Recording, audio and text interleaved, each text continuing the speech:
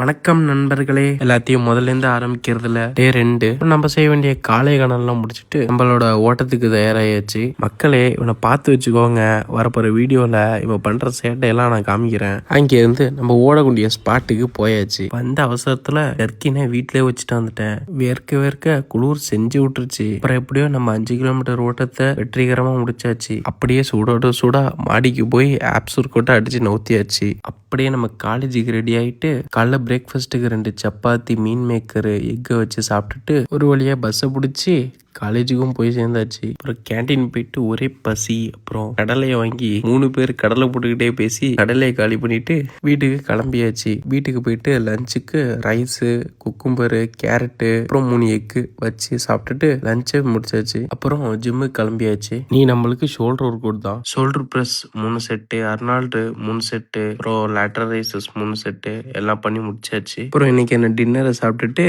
டேவை கம்ப்ளீட் பண்ணியாச்சு. அப்புறம் ஸ்டே ஹாப்பி காய்ஸ்.